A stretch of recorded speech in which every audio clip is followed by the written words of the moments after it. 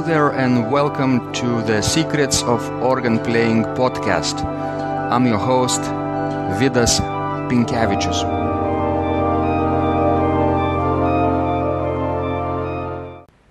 Welcome to Secrets of Organ Playing podcast number 76. Today is Sunday, January the 8th, 2017. And today's guest is an Italian concert organist, Marco Lo Muscio. Marco is one of the most versatile musicians of his generation, organist, pianist, and composer. Marco cooperates for recordings and concerts with renowned artists such as Kevin Bowyer, David Jackson, John and Steve Hackett from Genesis. Marco graduated in piano with full honors cum laude at Licinio Refice Academy of Music, guided by Maestro Tonino Majorani, and later studied for 3 years with the great pianist Sergio Fiorentino, attaining the Diploma of Advanced Studies with full honors at the Academy Bartolomeo Cristofori. He also graduated in pedagogy cum laude, guided by Professor Giulio Sforza in the University of Rome III, and in organ with Professor James Edward Goethe, the main organist of St. Peter's Basilica in Vatican. Marco is the first musician who has brought transcriptions of progressive music into the concert halls and cathedrals, thrilling audiences with music by composers like Keith Emerson, Rick Wakeman, and Steve Hackett from Genesis in this acoustic way. Marco's compositions are similarly progressive in their own way. He has given more than 700 concerts as part of organ and piano festivals across the globe. Marco's music is published by the Italian firm RF Musica and has been played worldwide. In this conversation, Marco shares his insights about organ recordings, rock music, and transcriptions. Enjoy and share your comments below. And don't forget to help spread the word about Secrets of Organ Playing podcast by sharing it with your organist friends. Thanks for caring. Let's go to the show.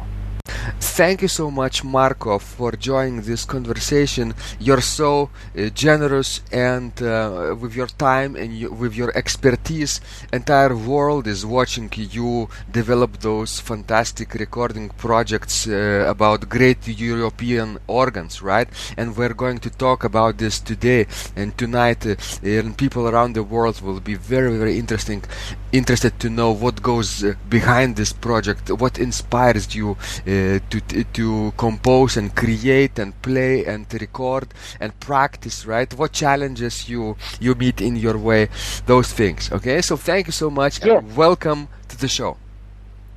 Thank you so much for the invitation. I am very glad to reach your work for the organ music. Also, I am ready to talk. Excellent. So Rome and Vilnius, not very far away, but still, yes. You are very on the southern part of Lithuania, of Europe, and I am in Lithuania on the Baltic coast of the Baltic Sea. Have you ever been to Lithuania?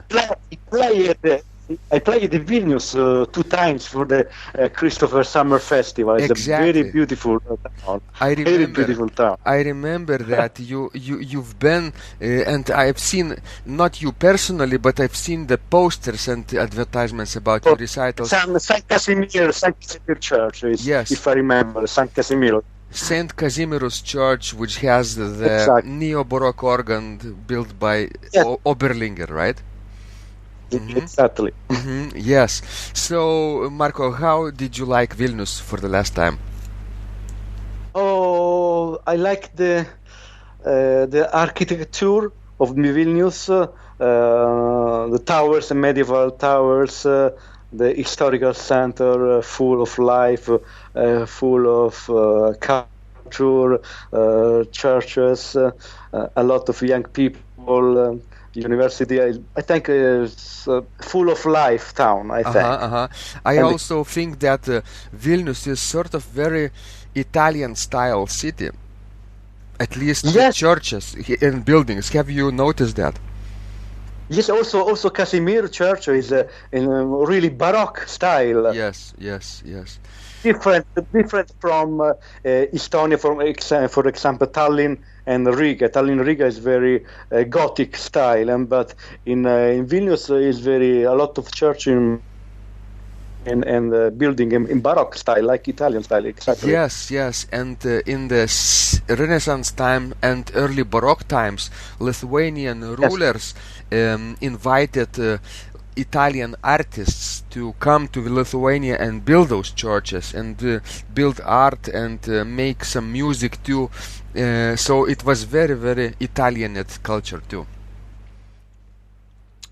Because we share the same common religion, of course, Catholicism. Yes, a lot of Catholic, yeah. Mm-hmm. So fantastic, Marco. I wanted to start this conversation by asking you about your first experiences with the organ. Do you remember the story? What was the first organ that you literally touched and smelled, perhaps? And how did you first fell in love with this instrument? Oh, so the first time was, I remember, I was very young, 13 years old. Yes. And my aunt, I remember a gift from aunt was a disc by Fernando Germani, the very famous Italian organist, maybe the most famous Italian organist, Fernando Germani, that played in this disc all the best works by Johann Sebastian Bach. Uh-huh. So for me was something of incredible.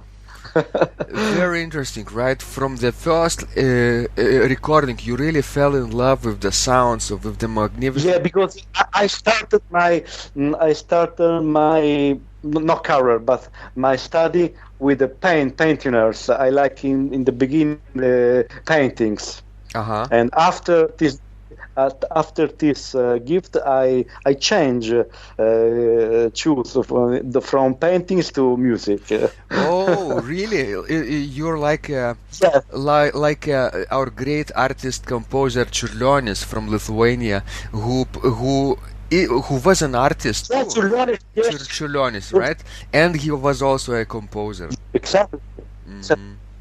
Yes. Good. Exactly. Do you still paint, Marco? Oh, very, very, very few. One time every year, very, very few. No time, unfortunately. Right. But I like to go to museum to about artists and normalities. I like. Of course, this early passion, right? It never leaves you. Yeah. Like organ, like art, it travels with you and helps you become who you are. Yes, of course. I think for a musician, for an artist, it's important to know all sort of the arts. If you play, for example, if you play Debussy music, you must know Monet, Degas, of course, for to enter and in this sort of music. Yes, because art is very connected in paintings and in music, and the same style, like impressionism, right, can be very interesting to compare what artists like Monet and other French painters did at the time, right, beginning of the 20th century, and at the same time what Debussy and Ravel and later on perhaps Durufle did with the organ too. Yes. Mm-hmm. And the Baudelaire, Verlaine, Mallarmé also, of course. All the art is in connection. It's important to know everything. So Marco, do you remember what was the first instrument that you played, the first organ? The first, I start with the organ and the piano together. Right. Mm-hmm. Because I have a little church close to my home, close to my house, but in this church is quite a big romantic instrument, 3 manuals, a very romantic sound. Also in this church I have the first meeting with my teacher, My teacher was Mr. James Edward Goethe. Professor Goethe was the organist of the Pope of St. Peter's. Vatican, right? Yes, in Vatican. Yes, exactly. Fantastic. And was also the best student of Fernando Germani. So many things in connection. Germani student and after organist St. Peter's Basilica. Oh, the great organist of St. Peter's Basilica, American organist, right? He, Yes. Mr. Goethe, right? Yes. He would be a fantastic guest to talk to during our conversations for the podcast here. But nobody really seems to know his either email address or any information. Fortunately, Mr. Goethe is very ill. He's not. The health of Goethe is not very good, unfortunately. I see. So yes, there's a lot of problem. It's difficult to talk about this, but it's not very good for the health now, unfortunately. Unfortunately, yeah. So Marco, of course, this impression. Did you ever play the St. Peter's Basilica organ with your professor too? Yes, I played for some service in some yes. Okay. I had, of course, the basilica, huge basilica. Right. But the instrument inside is not very good. It's very industrial, without soul. It's not. I think it's not an instrument for concerts. Right. Also, it's impossible to play organ concerts. It's forbidden in the Basilica of St. Peter to play concerts. Right. I've just You know about the Cavalier Call project. Yes. Marco,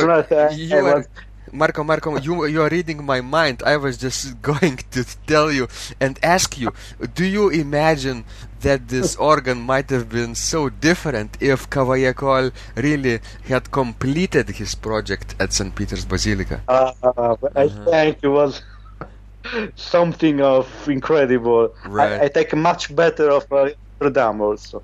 Much better of Notre Dame. Yes. Unfortunately not. Yes, and you can compare Notre Dame too, right? Have you played at Notre Dame yourself? Notre Dame, no. No, not yet. But hopefully you will, right? Yes, I choose.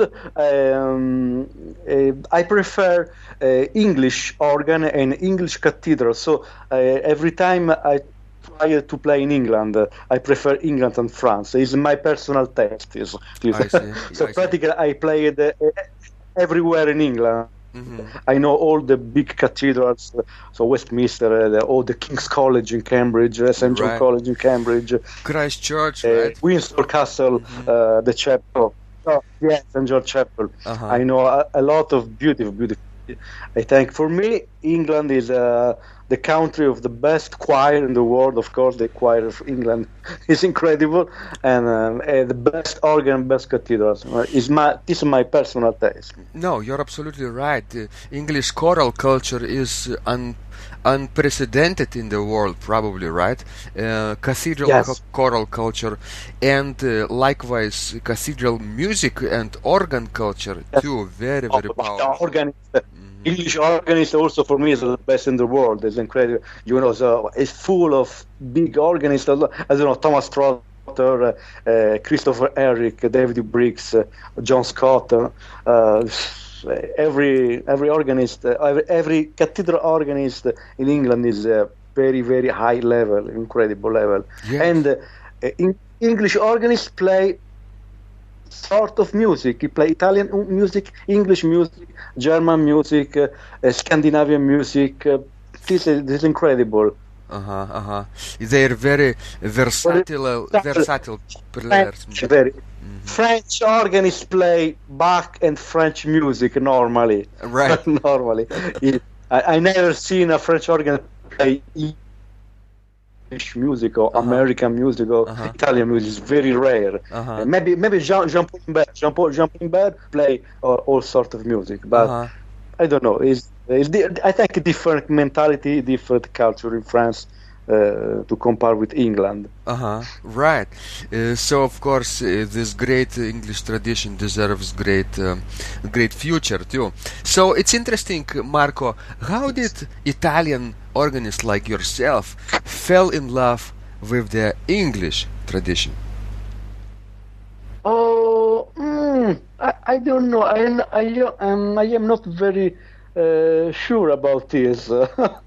What inspired you to begin your interest in inspiration, right, into the English culture more than to say French, right, or German? Because yes, it's very because I love many English composers. For example, I love a lot Ralph Vaughan Williams, Gustav Holst.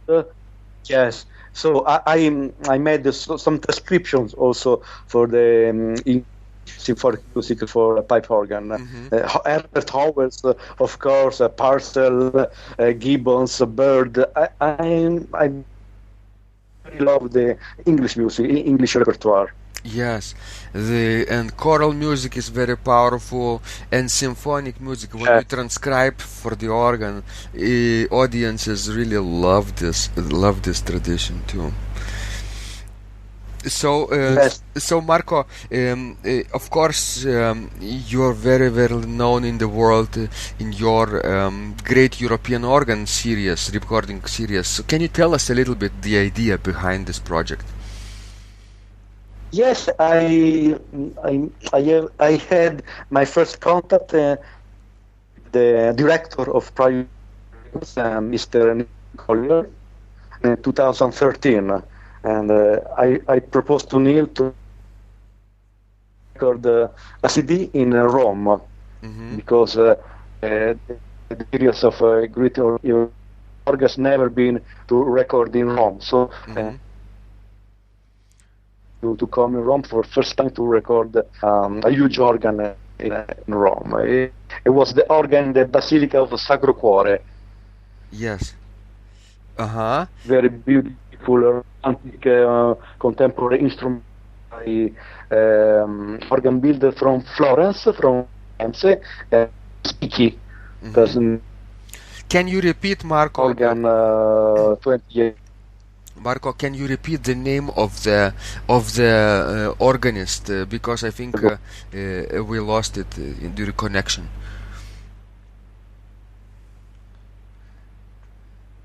Can you repeat? Yes, the organ. Yes, the organ of Basilica Sacro Cuore in Rome. In Rome, right? And the person, the name, the last name of the person. Very. And what was the name of the director of Priory Records? Oh, Mr. Neil Collier. So Mr. Neil Collier, right? From Priory Records, yes, exactly. Went to Florence. The director of Priory. And went to Rome. To Rome, right? Yes. The Florence is the organ builder of the organ in this church is from Florence. I see. And what kind of music did you play then? Oh, it was a really special repertoire with a lot of transcriptions, in fact. So I played, of course, one piece by Jean Langlais, but after I played some of my music and some transcriptions, very special transcriptions, because I played for this recording music by Keith Emerson, by Keith Jarrett, and also by Ralph Vaughan Williams, the transcription on the fantasy, the Tallis Fantasy from orchestra to organ. And what was the most challenging thing for you during this recording session, Marco? Was it adapting to the huge acoustics of the church, or was it registration, or was it something else? Yes, the acoustic is very huge, very large acoustic. But of course, it is an organ in Rome, so I already played this organ often. It was quite easy to play for this recording because I know already this organ. So for me, it was easy to record this CD. Marco, was it easy to find silent time during the day for you in this busy church? In the night. In the night, right? Only in the night. Yes, it's possible because the church is practically very, very close to the central station of the trains. So it's a lot of noises during the day. I see. So you had to be present during the night, which is kind of challenging, Yes. Right? To stay awake. Yeah, no, it's okay. But we start from 7 o'clock until midnight. Was okay. I see. I also Not very bad. At our church, at Vilnius University St. John's Church here in town, we also did a few recording projects, and also it's impossible to record during the day because downtown is so busy with tourists and traffic, so we only have to do this late at night. Of course, it's normal. Yeah. So all the organist recording artists like yourself have to be comfortable with working at night hours, right? Yes. It's beautiful to play and to study, to record in the night. I think the atmosphere is perfect for the music the night. Exactly, night hours are so different than daylight hours because the acoustics suddenly become larger, right? Because there is no noise at all, no sound, just silence. Yes. Also no people in the church. No people, right? I see. Yes. Good. Did you Marco record your pieces usually in small fragments or in larger episodes? No, I like to play all the pieces. 2-3 times. Oh, good. From the beginning to the end, 2-3 times. And then you can choose of course, the best. If the piece, and after I choose the best, of course. But if the piece is very long, maybe 25 minutes, okay, it's better to play sections. But if the piece is normally 10 minutes, 5 minutes, I prefer to play from the beginning to the end. Right, because there are some organists who play a few measures at a time, one measure or two measures, and then later edit and cut and paste together, which is very, very, very difficult work for engineers, right? Yes. And not a lot of I prefer no cut. No cut, right. Me too. I also played 3 times. In one CD we made 20 editings, cuts, not more. I see. 20 years, okay. So for this great Europe, 1,000 cuts. Right. So of course, and time is limited because you know that you have to play at the best of your abilities, right? So you better play non-stop, right? Yes, exactly. So Marco, for this series, Great European Organist, how many CDs did you record so far? 3. And exactly. And after Rome, we recorded.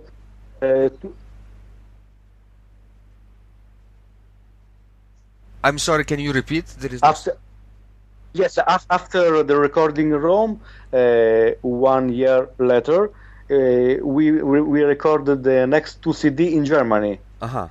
In Baden-Baden. And in Landesberg is in Bavaria. And your newest CD will be out in February, I hear, right? Yes, February, but it is not for Great European Organs, but is a CD dedicated to my organ music from Parayuri Records, but played by Mr. Kevin Bowyer in Glasgow. Scotland. Oh, how interesting! Your own compositions, but performed not by. Oh no, it's a yeah. No, we play together one piece for hands. Oh, like organ duet. Mm-hmm. Yes. Yes, I wrote for this recording this piece for to play organ duet, exactly, especially for this recording. Oh, and tell me this, Marco, when you create organ music for duet, right? Is it different than Yes. solo work? Your mindset, how do you think about duet writing? Yes, it's different. Yes, it's really different because you have to think about practically different. So the one organist play only in the left part, the second organist play only in the right part. Right. So you have to think about very with careful. Mm-hmm. And of course, if you always play together for four hands and 4 feet, then the sound will be very messy and heavy, right? You need to think about rests and Yes. taking turns, probably left right and then together, right? Sometimes. Mm-hmm. Yeah. Also, you have to think about the keyboards. Mm-hmm. Yes, because your hands can cross sometimes, and you have to use separate keyboards. Uh-huh. Exactly. So, Marco, what are you composing right now?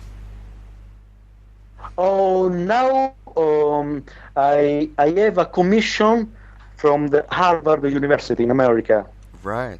Tell us more about it. Mm-hmm. Yes, practically it's my third commission. I wrote first time for Harvard in January 2016, and I wrote for the first project 3 ostinato preludes. Oh. Mm-hmm. And one vocalise. Uh-huh. And now asked me to write 2 different suites for a small organ with only one keyboard, Uh-huh. Like one manual. chamber organ. For a chamber organ with no pedal board, with a very short pedal board, only 1 octave, very short pedal board. So very traditional Italian organ then. Yes, practically is like an Italian organ. Mm-hmm. So something of contemporary music, but with inspiration from medieval and Renaissance times. Uh-huh. So it will be a little bit polyphonic too. Yes, polyphonic. So I have to write a suite of medieval and Renaissance dances. Yes. And a suite with the main theme is Fioretti San Francesco d'Assisi. Uh-huh. Uh-huh. Very interesting theme. And Marco, Yes. how do you best describe your style? Is it more homophonic or polyphonic? Oh no, I have many different styles. I don't like to write many pieces in the same style. I like to change style for each piece. I see. Because I work also with pianist. I also like pianist, Yes. and I have also connection with the world of jazz music and the progressive rock music, because I have the cooperation with the former guitarist of the Genesis band, Mr. Steve Hackett. Oh, how interesting.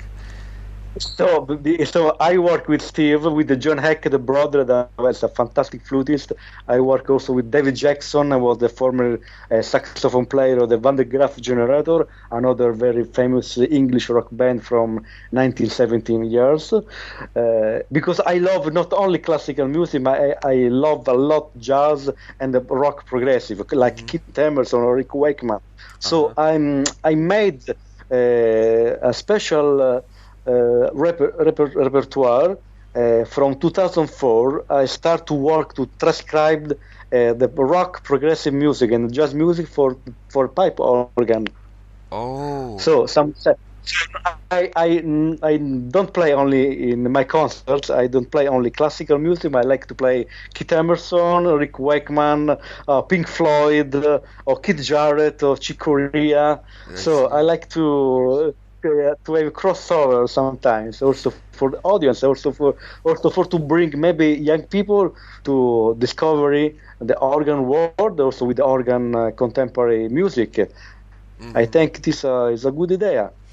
You know, Marco, it's very not only good idea but very deep idea, right? To yes. to use whatever mediums you have, whatever styles you know and enjoy, right, in general musical area, and you can transcribe cinema music, jazz music, rock music, even pop music, right? Yes. Sometimes. Yes. Mm-hmm.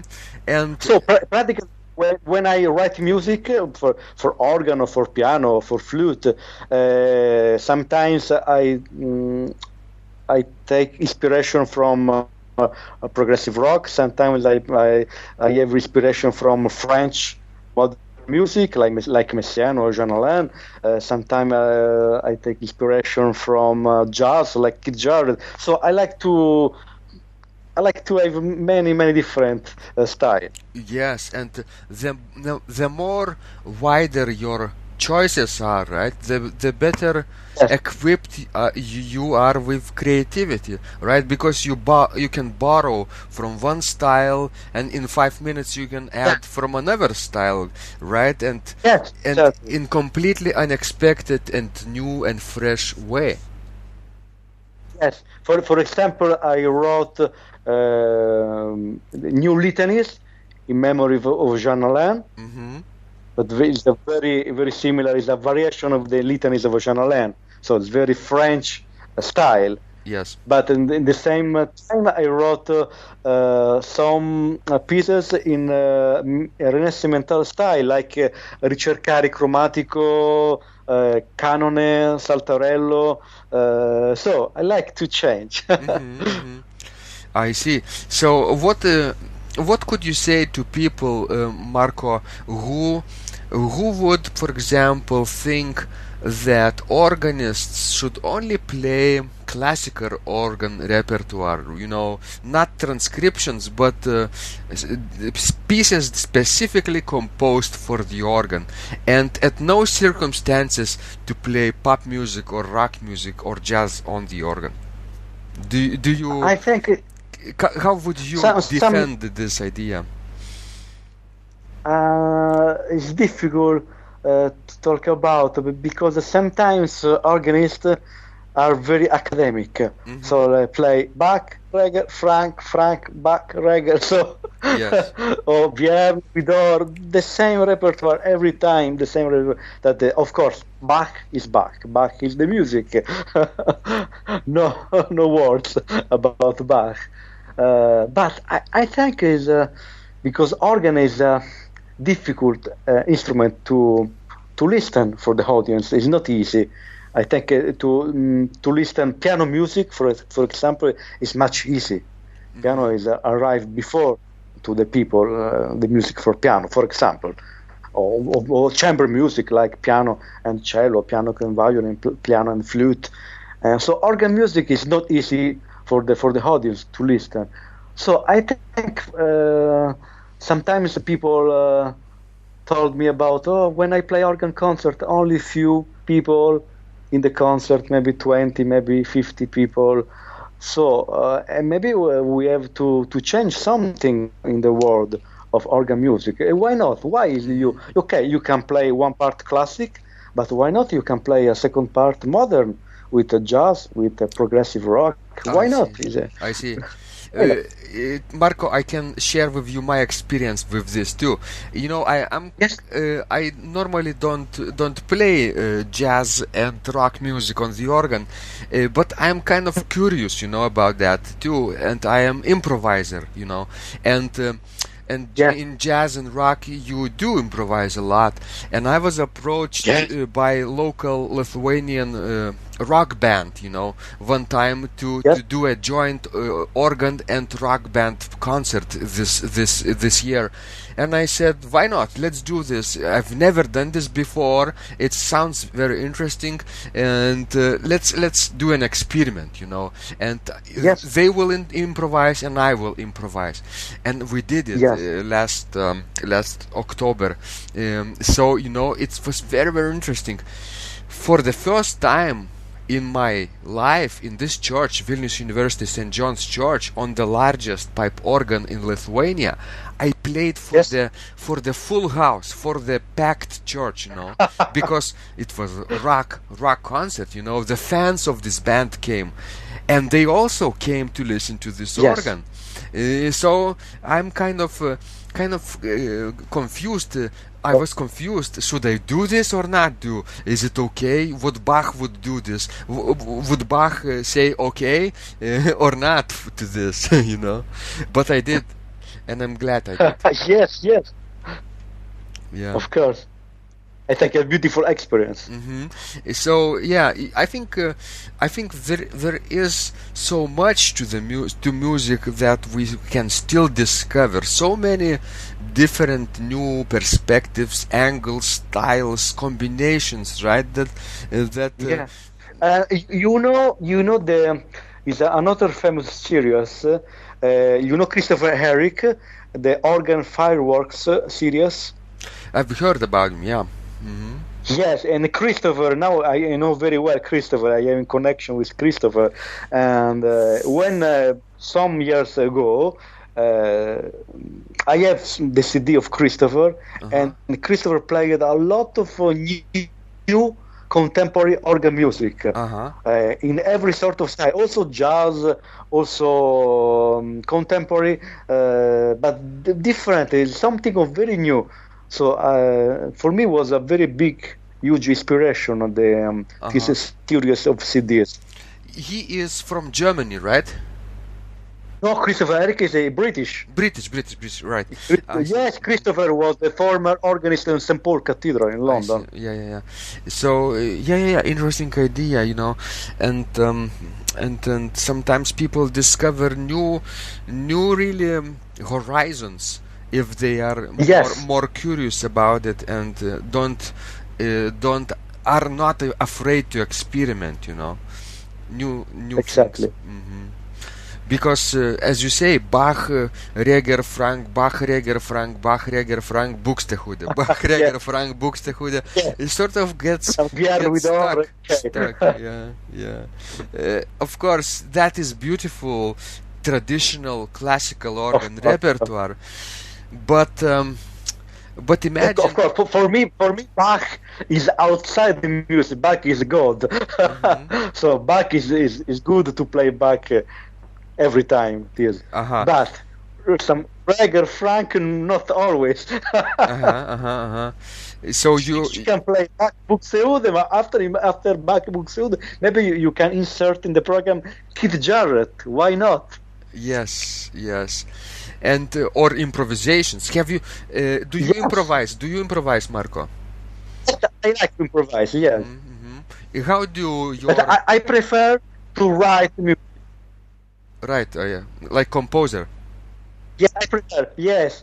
I think it's much beautiful because you have the piece of paper, you have a pen, you have to think about what I can write, so it's a different way. Plus, Marco, you might not be aware, but what you're saying is very deep, because when you improvise, right, it's gone. Yes, it's gone. You play and it's gone, right? But when you write something down, yes, it's for future generations. Right, it's surviving. It's left for future, and I think it's important for organists to keep writing, keep doing this with pencil and paper. We need now for the organ music some new compositions. I think is important to have now new music. Yes. Do you know this composer from Baroque times, Johann Adam Reinken? Yes, of course. from Hamburg. He was a contemporary of Yes, Buxtehude. And he was such a brilliant improviser, right? And that he almost never... was a fan of Reinken. Yes. And Reinken never, or very seldom, wrote down things he played, And yes, today, when we do play his music, big chorale fantasies, and we love that, right? But we always say, "Oh, I wish Johann Adam Reinken would have written more." Right? Yes. But he chose not to, right?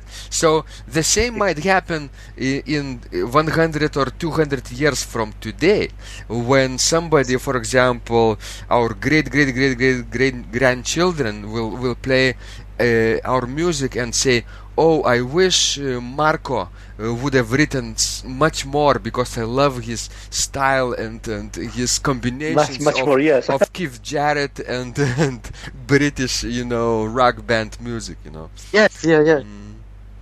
So yeah. For example, the improvisations of Pierre Cochereau in Notre Dame was transcribed now practically 80% by David Briggs, the fantastic organist David Briggs. Mm-hmm. So now you can play the Pierre Cochereau improvisation, because David Briggs made the transcriptions of these improvisations. This is very important. Yes. So you can insert also in the repertoire the music of Pierre Cochereau. Right. That is fantastic. Yes. It's good that we have the technology to do this, right? Yes. To record and to recreate. Now it is possible, yes. Mm-hmm. Great. So, Marco, I'm so delighted we have met and talked. Tell us a little bit more about your future plans as an organist. Not only what you are composing for Harvard, right? But yes. But what are you practicing right now? Oh, now I practice. I have the project to play all the Art of the Fugue by Bach. Mm-hmm. And I work on Jean Alain music. Yes. Saint Messiaen, Les Corps Glorieuses. Oh, okay. And also very I can see rare repertoire. For example, some transcription from Arvo Pärt music. Yes. For example, Fratres. I transcribed Fratres from string quartet to the pipe organ. Also, I work to Leo and rock music. It's very interesting also. The Swiss organist, right? Yes, exactly. He wrote a lot of organ music, very, very interesting. It's a new discovery for me. So I had in my repertoire 2-3 pieces also by Leon Rogue. I think he wrote even a treatise on improvisation too. Yes, also. Interesting. So you are quite busy at the moment practicing all those new things. Great. So any recording projects for the next year planned? Yes, practically the CD dedicated to my organ music will be ready in February. And after, I think maybe April, will be ready a new CD, but is a rock CD. Oh. Because I have a band, a very special band. The name of this band is Playing the History. So we played a very famous progressive rock music like Genesis, or Emerson, Lake Palmer, or King Crimson, but with special arrangements with also the pipe organ. And for this project, we have the cooperation also of Steve Hackett by Genesis and David Jackson by the Graaf Generaor. So we have the musician that created this music together, our band. It was a privilege. It was incredible. Original musician, great. Great. Yes. I don't know if many organists do this in the world, the type of crossover organ playing like yourself. Yes, I think it's very rare. It is. because because it's difficult because I don't have the sheet music, the score of this music. So you have to transcribe every note only by ear, I see. and it's very difficult. Like big musical dictation, right? Yes, you have a lot of time. Sometimes to transcribe the 30 seconds of music, you need 3 hours. Oh, with to make it arrangement, right, for the organ. Yeah, you're right. Yes, it's a very long process, very long. So you need some space, right, in your day. How do you find time to write and practice today in this busy life, Marco? So it's, you need a lot of time. You start early in the morning and finish in the night sometimes. Good. Very simple, right? For people. Yes. So for this, it's very good to have electronic instruments. So you can play in the night with earphone. So no problems. So it's possible. Do you have to fight for your time to play and practice, or is it naturally for you? Yes, it's no. Yes, naturally. Yes. Natural. I mean, do you have to really find time, seek and find some hidden times in your day, or maybe say no to other projects so that organ practice could be done today? Yes, but I not only practice organ, I have to practice also piano because I play also piano concerts. I see. Right. Do you find that that piano helps your organ technique too? For me, piano help a lot organ. The technique. Right. When you play very virtuoso music for piano, like I don't know, Gaspard de la Nuit by Ravel or Chopin Etude or Schumann. After when you play organ, you feel much easy to play the organ keyboards for me. Right. So Marco, when we go back now in time, in your early days when you started playing the organ, when you were interested in painting, right? Remember with Mr. Goethe, right, at the Vatican. Can you say that? Is there one thing you wish you knew and you had applied differently back then that would have helped you today? So you have to repeat it because what I'm asking, Marco, is would you was bad now. If you had another chance to repeat your organ training, right, in early days, would you choose to do something differently? Something different about my yes, something different about your teaching practice. by Goethe.